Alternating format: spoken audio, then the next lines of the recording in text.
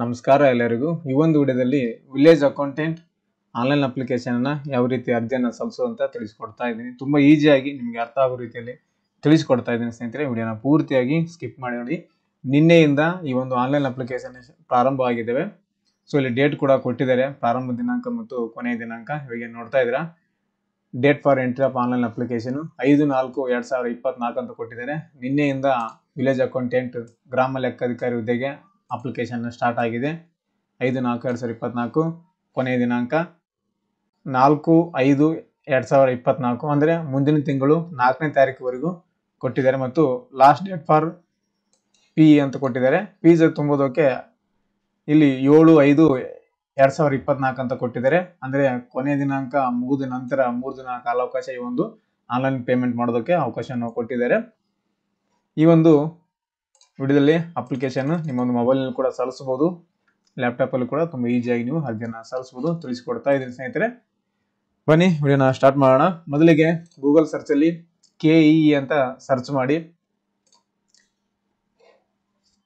First ಒಂದು link ಬರುತ್ತೆ ನೋಡಿ, cet.online.karnataka.go.in ಅಂತ ಬರುತ್ತೆ. KEE ಅಧಿಕೃತ ಅಂತ ವೆಬ್ಸೈಟು. ಇದನ್ನು ಕ್ಲಿಕ್ ಮಾಡಿ. ಈ ರೀತಿಯಾಗಿ ಓಪನ್ ಆಗುತ್ತೆ ನಿಮಗೆ. ಈಗ ಕೆಳಗಡೆ ಸ್ಕ್ರಾಲ್ ಮಾಡಿ. ಸ್ಕ್ರಾಲ್ ಮಾಡಿದ ನಂತರ ಇತ್ತೀಚಿನ ಪ್ರಕಟಣೆಗಳಲ್ಲಿ ಏನ್ ನೋಡ್ತಾ ಇದ್ದೀರಾ, ಇತ್ತೀಚಿನ ಪ್ರಕಟಣೆಗಳಲ್ಲಿ ಇಲ್ಲಿ ಕೆಳಗಡೆ ಸ್ಕ್ರಾಲ್ ಮಾಡಿ. ನ್ಯೂ ಅಂತ ಏನು ರೆಡ್ ಕಲರ್ ತೋರಿಸ್ತಾ ಇದೆಯಲ್ಲ, ಕೆಳಗಡೆ ಸ್ಕ್ರಾಲ್ ಮಾಡಿ. ಇಲ್ಲಿ ವಿಲೇಜ್ ಅಕೌಂಟೆಂಟ್ ನ ಒಂದು ಲಿಂಕ್ ಅನ್ನ ಕೊಟ್ಟಿದ್ದಾರೆ. ಇಲ್ಲಿ ಏನ್ ನೋಡ್ತಾ ಇದ್ರಲ್ಲ, VA ನೇಮಕಾತಿ ಆನ್ಲೈನ್ ಅರ್ಜಿ ಸಲ್ಲಿಕೆ ಲಿಂಕ್ ಅಂತಿದೆ ನೋಡಿ. ಆನ್ಲೈನ್ ಅರ್ಜಿ ಸಲ್ಲಿಕೆ ಲಿಂಕ್ ಅಂತ ಇದ್ರ ಮೇಲೆ ಕ್ಲಿಕ್ ಮಾಡಿ.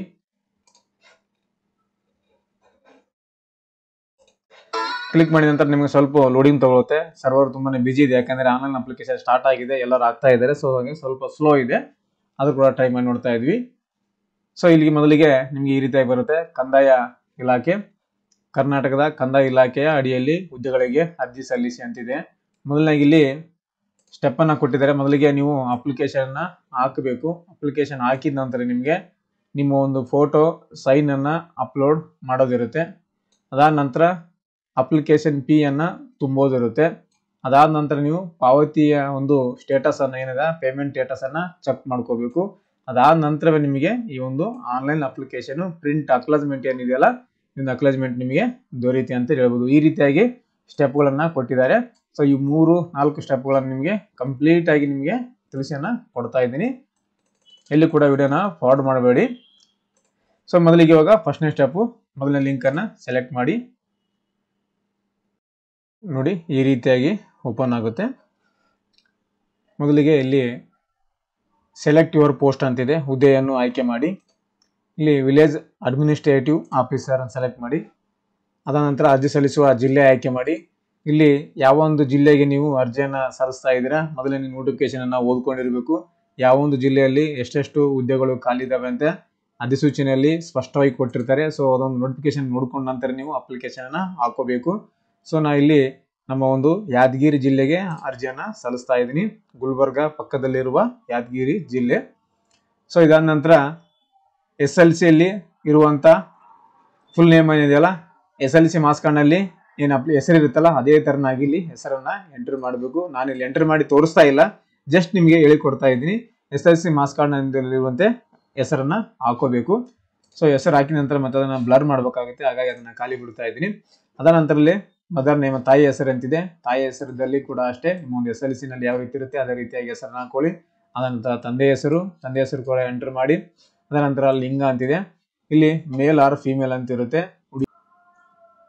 ಮೇಲ್ ಆರ್ ಫಿಮೇಲ್ ಸೆಲೆಕ್ಟ್ ಮಾಡ್ಕೊಳ್ಳಿ. ಅದ ನಂತರ ಇಲ್ಲಿ ಜಾತಿಯನ್ನ ಸೆಲೆಕ್ಟ್ ಮಾಡ್ಕೊ, ಅಂದ್ರೆ ನಿಮ್ಮ ಒಂದು ಸಮುದಾಯವನ್ನ ಇಲ್ಲಿ ಸೆಲೆಕ್ಟ್ ಮಾಡಬೇಕು. SC ST category 1, 2A 2B 3A 3B ಮತ್ತು GM ನಿಮ್ದು ಯಾವ್ದಿದೆಯೋ ಅದನ್ನ ನೀವು ಇಲ್ಲಿ ಸೆಲೆಕ್ಟ್ ಅನ್ನ ಮಾಡ್ಕೋಬೇಕು. ಇಲ್ಲಿ ಬಹಳಷ್ಟು ಜನ ತಪ್ಪು ಮಾಡ್ತಾರೆ, ಅವಸರದಲ್ಲಿ ಏನೋ ಒಂದು ಟಿಕ್ ಮಾಡಿಬಿಡ್ತಾರೆ. ಸೊ ಆ ನಂತರ ಎಡಿಟ್ ಮಾಡೋಕೆ ಕೆಲವು ಸಲ ಅವಕಾಶ ಇರುವುದಿಲ್ಲ. ಸೊ ತುಂಬಾ ಕೇರ್ಫುಲ್ ಆಗಿ ಇಲ್ಲಿ ಕ್ಯಾಟಗರಿಯನ್ನ ಸರಿಯಾದ ರೀತಿಯಲ್ಲಿ ಸೆಲೆಕ್ಟ್ ಅನ್ನ ಮಾಡ್ಕೊಳ್ಳಿ. ಸೊ ಇದಾದ ನಂತರ ಮತ್ತೆ ಕೆಳಗಡೆ ಸ್ಕ್ರಾಲ್ ಮಾಡಿ.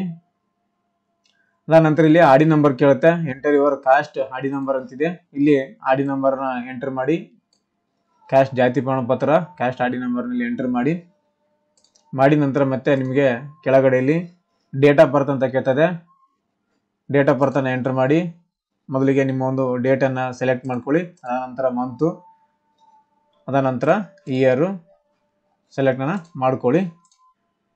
ಹಾಕಿದ ನಂತರ ನಿಮಗೆ ಎಷ್ಟು ವಯಸ್ಸಾಗಿದೆ ಅಂತ ಇಲ್ಲಿ ಕೆಳಗಡೆ ತೋರಿಸುತ್ತೆ. ಅದಾನಂತರ ಇಲ್ಲಿ ಪರ್ಮನೆಂಟ್ ಅಡ್ರೆಸ್ಸು ನಿಮಗೆ ಇಲ್ಲಿ ಒಂದು ಬಾಕ್ಸ್ ಕೊಟ್ಟಿದ್ದಾರೆ, ಅಡ್ರೆಸ್ 1 ಅಂತ. ಇಲ್ಲಿ ನಿಮ್ಮ ಸಂಪೂರ್ಣವಾದ ಅಡ್ರೆಸ್ಸನ್ನು ಎಂಟರ್ ಮಾಡಬೇಕು. ಅದಾನಂತರ ತಾಲೂಕು ಅಂತ ಕೊಟ್ಟಿದ್ದಾರೆ, ತಾಲೂಕನ್ನು ಇಲ್ಲಿ ಈ ಒಂದು ಬಾಕ್ಸಲ್ಲಿ ಎಂಟರ್ ಮಾಡಿ.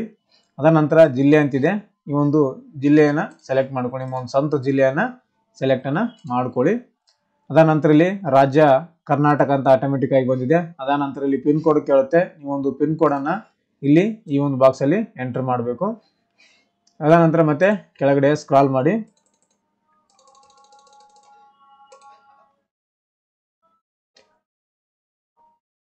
ಅದಾನಂತರ ಇಲ್ಲಿ ಶಾಶ್ವತ ವಿಳಾಸ ಮತ್ತು ಸಂವಹನ ವಿಳಾಸ ಒಂದೇ ಆಗಿರಲಿ ಅಥವಾ ಇಲ್ಲದಿರಲಿ ಅಂತ ಕೊಟ್ಟಿದ್ದಾರೆ. ಪರ್ಮನೆಂಟ್ ಅಡ್ರೆಸ್ಸು ಮತ್ತೆ ಕಮ್ಯುನಿಕೇಶನ್ ಅಡ್ರೆಸ್ಸು ಎರಡು ಒಂದೇ ಆಗಿದ್ರೆ ಇಲ್ಲಿ ಎಸ್ ಅಂತ ಟಿಕ್ ಮಾಡ್ಕೋಬೇಕು. ಎರಡು ಬೇರೆ ಬೇರೆ ಆಗಿದ್ರೆ ಇಲ್ಲಿ ನೋ ಅಂತ ಆಲ್ರೆಡಿ ಟಿಕ್ ಆಗಿದೆ.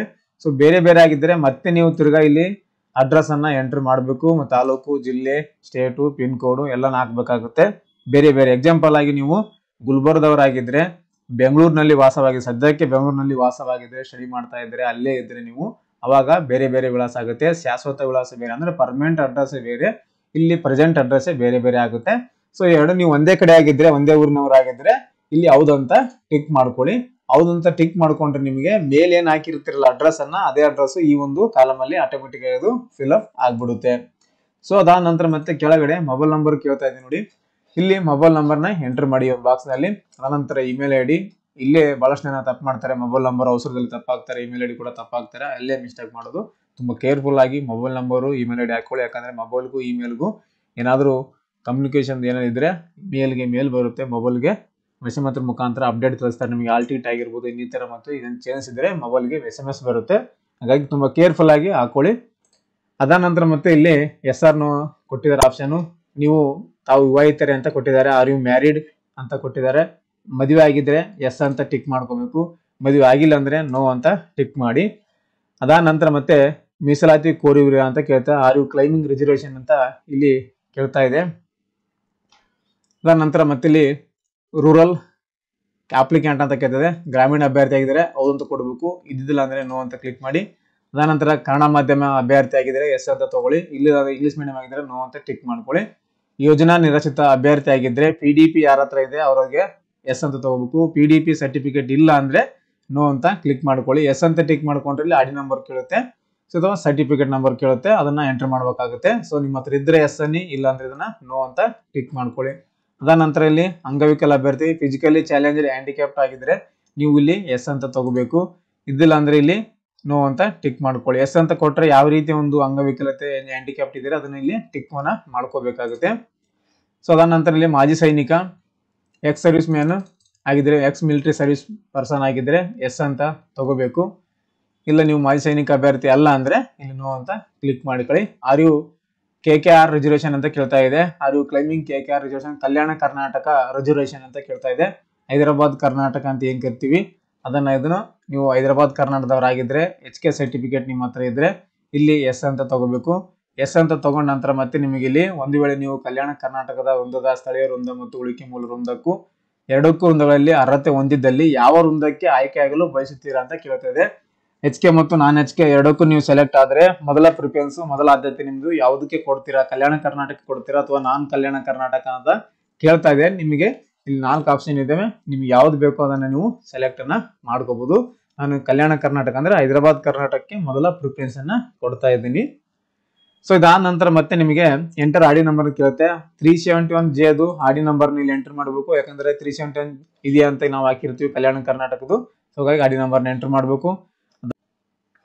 ವಯೋಮಿತಿ ಸಡಿಲಿಕೆ ಕೋರಿರು ಅಂತ ಕೇಳ್ತದೆ. Age relaxation, are you claiming for age relaxation ಅಂತ ಕೇಳುತ್ತೆ.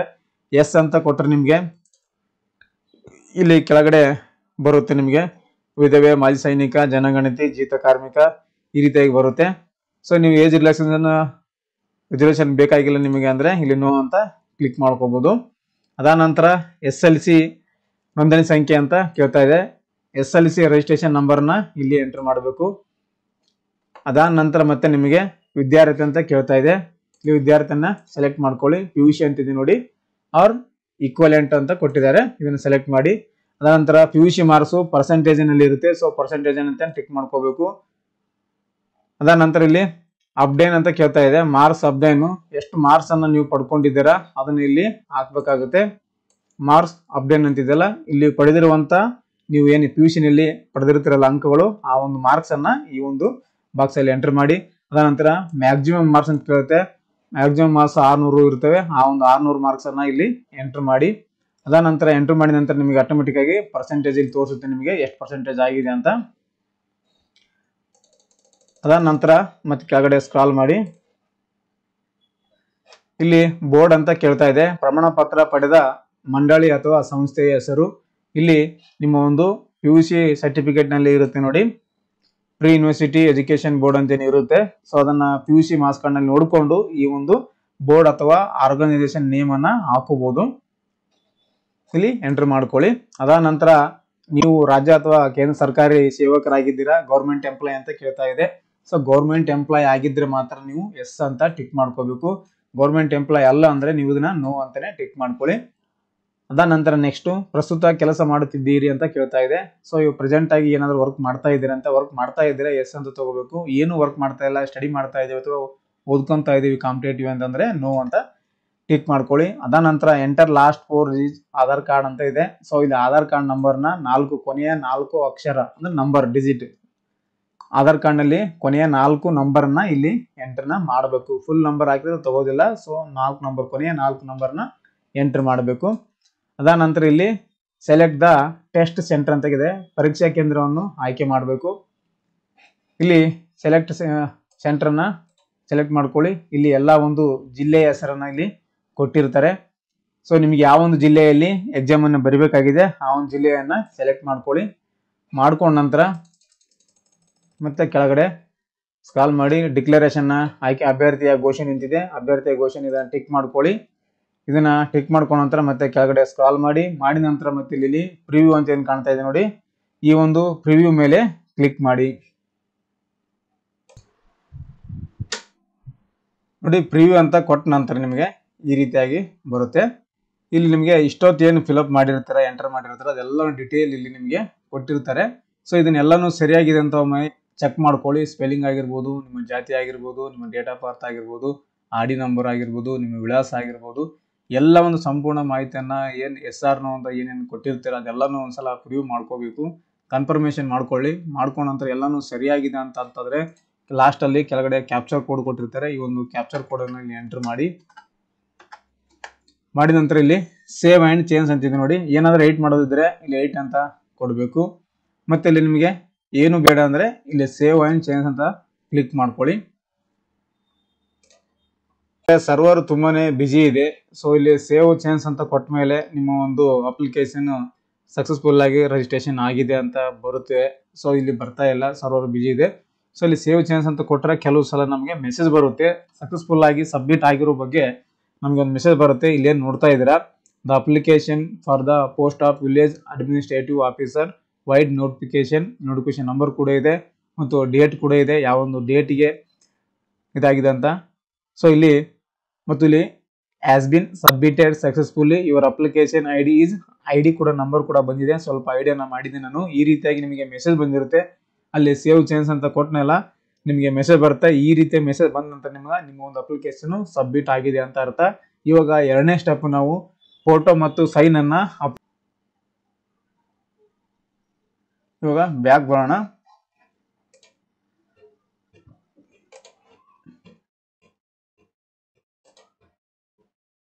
ಬ್ಯಾಕ್ ಬಂದು ಇಲ್ಲಿ ಹೋಮ್ ಪೇಜ್ ಅಂತ ಕ್ಲಿಕ್ ಮಾಡೋಣ. ಹೋಮ್ ಅಂತ ಕೊಟ್ಟರೆ ಹೋಮ್ ಪೇಜ್ಗೆ ಬರುತ್ತೆ ನೋಡಿ. ಇವಾಗ ಅಪ್ಲಿಕೇಶನ್ ಬಂದಿದೆ, ನನಗೆ ಮೆಸೇಜ್ ಕೂಡ ಬಂದಿದೆ. ಅದನ್ನು ಇಲ್ಲಿ ಹಾಕಿ ನಾನು ಇವಾಗ ನಿಮ್ಮ ಭಾವಚಿತ್ರ ಮತ್ತು ಸಹಿ ಅಪ್ಲೋಡ್ ಮಾಡಿ ಅಂತಿದೆ. ಇಲ್ಲಿ ನಿಮ್ಮ ಭಾವಚಿತ್ರವನ್ನು ಅಪ್ಲೋಡ್ ಮಾಡಬೇಕು. ಬಂದಿರುವಂಥ ಅಪ್ಲಿಕೇಶನ್ ID ನಂಬರ್ ಬಂದಿರುತ್ತೆ ನಿಮಗೆ SMS ಅಲ್ಲಿ. ಆ ಒಂದು SMS ಅಲ್ಲಿ ಬಂದಿರುವಂಥ ಅಪ್ಲಿಕೇಶನ್ ಐಡಿಯನ್ನು ಇಲ್ಲಿ ಎಂಟರ್ ಮಾಡಿ ನಂತರ ನಿಮ್ಮ ಒಂದು ಡೇಟ್ ಆಫ್ ಬರ್ತನ್ನು ಸೆಲೆಕ್ಟ್ ಮಾಡಿಕೊಂಡು ಇಲ್ಲಿ ಮತ್ತೆ ಸಬ್ಮಿಟ್ ಅಂತಿದೆ ನೋಡಿ. ಈ ಒಂದು ಸಬ್ಮಿಟ್ ಬಟನ್ ಮೇಲೆ ಕ್ಲಿಕ್ ಮಾಡಿ. ನೋಡಿ ಸಬ್ಮಿಟ್ ಕೊಟ್ಟ ನಂತರ ನಿಮಗೆ ಈ ರೀತಿಯಾಗಿ ಬರುತ್ತೆ. Upload your photo and signature ಅಂತಿದೆ. ಇಲ್ಲಿ application I D, name, date of birth ಇದೆ. ಸೊ ಮತ್ತೆ ಕೆಳಗಡೆ ಸ್ಕ್ರಾಲ್ ಮಾಡಿ ಮೊದಲಿಗೆ ಇಲ್ಲಿ ಫೋಟೋನ ಅಪ್ಲೋಡ್ ಮಾಡಬೇಕು. ಫೋಟೋ ನೋಡಿ ಎಷ್ಟು KB ಇರ್ಬೇಕಂತ ಇಲ್ಲಿ ಕೊಟ್ಟಿದ್ದಾರೆ ಅವರು ಇಂಟ್ರಕ್ಷನ್ ಅನ್ನ. 100 KB, ಮ್ಯಾಕ್ಸಿಮಮ್ 100 KB ಒಳಗಡೆ ಇರಬೇಕು. 10 KB ಇಂದ 100 KB ಒಳಗಡೆ ಸ್ಕ್ಯಾನ್ ಮಾಡ್ಕೊಳ್ಳಿ. ಇಲ್ಲಿ ಡೆಮಿನೇಷನ್ ಅನ್ನ ಕೊಟ್ಟಿದ್ದಾರೆ. 45mm ಇಂಟು 35mm ಅಂತ ಕೊಟ್ಟಿದ್ದಾರೆ. ಹೈಟು 45mm, 35 ವಿಡ್ತ್ ಅಂತ ಕೊಟ್ಟಿದ್ದಾರೆ. JPG ಫಾರ್ಮ್ಯಾಟ್ ಅಲ್ಲಿ ಇರಬೇಕು.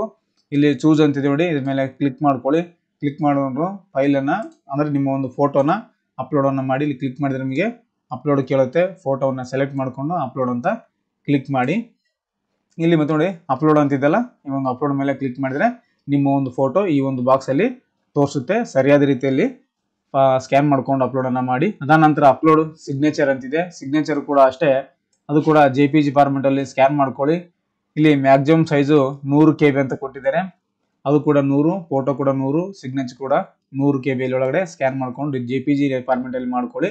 ಇಲ್ಲಿ ಚೂಸ್ ಫೈಲ್ ಸೆಲೆಕ್ಟ್ ಮಾಡಿಕೊಂಡು ಫೈಲ್ ಅನ್ನ ಸೈನ್ ಅಪ್ಲೋಡ್ ಅಂತಿದೆ ನೋಡಿ, ಇದ್ರ ಮೇಲೆ ಕ್ಲಿಕ್ ಮಾಡಿದ್ರೆ ಇಲ್ಲಿ ನಿಮಗೆ ಚಿತ್ರವನ್ನ ತೋರಿಸುತ್ತೆ. ಸೈನು ಏನು ಅಪ್ಲೋಡ್ ಮಾಡ್ತಿರಲ್ಲ ಅದು ನಿಮಗೆ ಇಲ್ಲಿ ಶೋ ಆಗುತ್ತೆ. ಅದಾದ ನಂತರ ಇಲ್ಲಿ ಮತ್ತೆ ಸೇವ್ ಅಂತಿದೆ ನೋಡಿ, ಈ ಒಂದು ಸೇವ್ ಬಟನ್ ಮೇಲೆ ಕ್ಲಿಕ್ ಮಾಡಿ.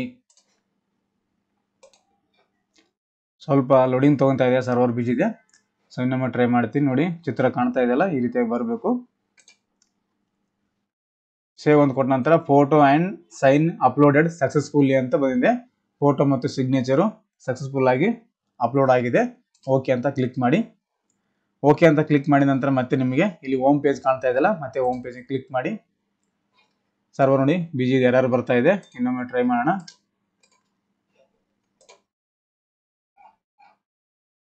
ಮತ್ತೆ ಇವಾಗ ಹೋಮ್ ಪೇಜ್ ಅಲ್ಲಿ ಬಂದಿದ್ವಿ. ಇವಾಗ ಫೋಟೋ ಮತ್ತು ಸೈನ್ ಆದ ನಂತರ ನೆಕ್ಸ್ಟ್ ಶುಲ್ಕ ಪಾವತಿ ಅಂತಿದೆ. ಶುಲ್ಕ ಪಾವತಿ ಮೇಲೆ ಕ್ಲಿಕ್ ಮಾಡಿ. ಇಲ್ಲಿ ಕೂಡ ಅಷ್ಟೇ ನೀವೊಂದು ಅಪ್ಲಿಕೇಶನ್ ನಂಬರ್ನ ಐಡಿಯನ್ನು ಇಲ್ಲಿ ಹಾಕಬೇಕು. ಡೇಟು, ಮಂತು, ಇಯರ್ ಅನ್ನು ಸೆಲೆಕ್ಟ್ ಮಾಡ್ಕೋಬೇಕು. ಮಾಡ್ಕೊಂಡು ಸಬ್ಮಿಟ್ ಅಂತ ಕ್ಲಿಕ್ ಮಾಡಿ. ನಿಮಗೆ ಲಾಗಿನ್ ಆಗುತ್ತೆ ಪೇಮೆಂಟ್ಗೆ. ನೋಡಿ ಸ್ನೇಹಿತರೆ, ನಿಮಗೆ ಪೇಮೆಂಟ್ ಲಾಗಿನ್ ಕೊಟ್ಟ ನಂತರ ಡೈರೆಕ್ಟ್ ನಿಮಗೆ ಅಮೌಂಟ್ ತೋರಿಸುತ್ತೆ. ಎಷ್ಟು ಅಮೌಂಟ್ ನೀವು ಪೇ ಮಾಡಬೇಕು ಅನ್ನೋದ್ರಲ್ಲಿ ನಿಮಗೆ ಶೋ ಆಗುತ್ತೆ. Debit card, credit card, net banking, UPI, QR code ಕೊಟ್ಟಿದ್ದಾರೆ. 4 ಆಪ್ಷನ್ ಇದಾವೆ. ಇದರಲ್ಲಿ ಯಾವುದು ನಿಮಗೆ ಈಸಿ ಆಗುತ್ತೋ, ಸುಲಭ ಆಗುತ್ತೆ ನಿಮಗೆ, ಅದನ್ನ ಸೆಲೆಕ್ಟ್ ಮಾಡಿಕೊಂಡು ಪೇಮೆಂಟ್ ಅನ್ನ ಮಾಡ್ಕೊಳ್ಳಿ.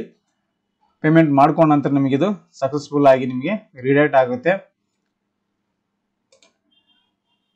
ಸ್ನೇಹಿತರೆ, ನೀವು ಆನ್ಲೈನ್ ಪೇಮೆಂಟ್ ಮಾಡಿದ ನಂತರ ಇಲ್ಲಿ ನಿಮಗೆ ಚೆಕ್ ಪೇಮೆಂಟ್ ಸ್ಟೇಟಸ್ ಅಂತಿದೆ. ಪಾವತಿ ಸ್ಥಿತಿಯನ್ನು ಪರಿಶೀಲಿಸಿ. ನಿಮ್ಮ ಒಂದು ಪೇಮೆಂಟು ಸಕ್ಸಸ್ಫುಲ್ ಆಗಿದೆಯಾ ಇಲ್ಲ ಅಂತ ಇಲ್ಲಿ ನಿಮ್ಮ ಒಂದು application ID, date of birth ಹಾಕೊಂಡು ಇಲ್ಲಿ ಸಬ್ಮಿಟ್ ಅಂತ ಕೊಟ್ಟರೆ ನಿಮ್ಮ ಒಂದು ಪೇಮೆಂಟು ಸಕ್ಸಸ್ಫುಲ್ ಆಗಿದೆಯಲ್ಲ ಅಂತ ನಿಮಗೆ ಇಲ್ಲಿ ತೋರಿಸುತ್ತೆ, ಶೋ ಆಗುತ್ತೆ. ಅದಾದ ನಂತರ ಮತ್ತೆ ನೀವೇನು ಮಾಡಬೇಕು, ಸಕ್ಸಸ್ಫುಲ್ ಆದ ನಂತರ ಮತ್ತೆ ಪ್ರಿಂಟ್ ಅಪ್ಲಿಕೇಶನ್ಗೆ ಬರಬೇಕು. ಪ್ರಿಂಟ್ ಅಪ್ಲಿಕೇಶನ್ ಆಪ್ಷನ್ಗೆ ಬಂದರೆ ಮತ್ತೆ ಇಲ್ಲಿ ನಿಮಗೆ ಅಪ್ಲಿಕೇಶನ್ ID ಕೇಳುತ್ತೆ. ಈ ಒಂದು ಐಡಿಯನ್ನು ಹಾಕಿ ಮತ್ತೆ ಡೇಟು, ಮಂತು, ಇಯರು ಸೆಲೆಕ್ಟ್ ಮಾಡ್ಕೊಳ್ಳಿ. ಮಾಡ್ಕೊಂಡು ಸಬ್ಮಿಟ್ ಅಂತ ಕ್ಲಿಕ್ ಮಾಡಿದರೆ ನಿಮಗೆ ಈ ಒಂದು ಕಂದಾಯ ಇಲಾಖೆಯ ವಿಲೇಜ್ ಅಡ್ಮಿನಿಸ್ಟ್ರೇಟಿವ್ ಆಫೀಸರ್ ಹುದ್ದೆ ಏನಿದೆ, ವಿಲೇಜ್ ಅಕೌಂಟೆಂಟು VA ಹುದ್ದೆಗೆ ಸಲ್ಲಿಸುವ ಒಂದು PDF ನಿಮಗೆ ಓಪನ್ ಆಗುತ್ತೆ. ಆ ಒಂದು ಪ್ರಿಂಟ್ ಅನ್ನು ನೀವು ತಗೋಬೇಕು ಸ್ನೇಹಿತರೆ. ಇಷ್ಟೇ ಸ್ನೇಹಿತರೆ, ಸ್ಟೆಪ್ ಬೈ ಸ್ಟೆಪ್ ಆಗಿ ನಿಮಗೆ ತಿಳಿಸ್ಕೊಟ್ಟಿದ್ದೀನಿ. ಯಾವ ರೀತಿ ಒಂದು ವಿಲೇಜ್ ಅಕೌಂಟೆಂಟ್ ಹುದ್ದೆಗೆ ಆನ್ಲೈನ್ ಮುಖಾಂತರ ಅರ್ಜಿಯನ್ನು ಸಲ್ಲಿಸೋದು ತಿಳಿಸ್ಕೊಟ್ಟಿದ್ದೀನಿ. ಸೊ ಇದರಲ್ಲಿ ನಿಮಗೆ ಏನಾದರೂ ಗೊತ್ತಾಗಿಲ್ಲ ಅಂದರೆ, ಕನ್ಫ್ಯೂಸ್ ಆಗ್ತಾ ಇದ್ದರೆ, ಏನೇ ಡೌಟ್ಸ್ ಇರಲಿ ಕ್ವಶನ್ ಮಾಡಿ, ಕಮೆಂಟ್ ಮಾಡಿ. ಕಮೆಂಟಲ್ಲಿ ನಿಮಗೆ ಉತ್ತರವನ್ನು ಕೊಡ್ತೀನಿ ಅಂತ ಹೇಳ್ತಾ, ವಿಡಿಯೋ ಇಷ್ಟ ಆದರೆ ಲೈಕ್ ಮಾಡಿ. ಏನಾದರೂ ಕ್ವಶನ್ ಕೇಳಿದ್ರೆ ಕಮೆಂಟ್ ಮಾಡಿ ಅಂತ ಹೇಳ್ತಾ, ಹಾಗೂ ಇತರರಿಗೆ ಈ ಒಂದು ವಿಡಿಯೋನ ಶೇರ್ ಮಾಡಿ, ಅವ್ರಿಗೂ ಕೂಡ ಈ ಒಂದು ವಿಡಿಯೋ ಉಪಯುಕ್ತ ಆಗುತ್ತೆ ಅಂತ ಹೇಳ್ತಾ, ಹಾಗೆ ಯಾರೆಲ್ಲ ನಮ್ಮ ಚಾನಲ್ನ ಹೊಸದಾಗಿ ನೋಡ್ತಾ ಇದ್ದೀರಾ, ಸಬ್ಸ್ಕ್ರೈಬ್ ಮಾಡ್ಕೊಂಡಿಲ್ವೋ ದಯವಿಟ್ಟು ಸಬ್ಸ್ಕ್ರೈಬ್ ಮಾಡಿಕೊಂಡು ಬೆಲ್ ಐಕನನ್ನು ಪ್ರೆಸ್ ಮಾಡ್ಕೊಳ್ಳಿ. Thank you. Thanks for the watching.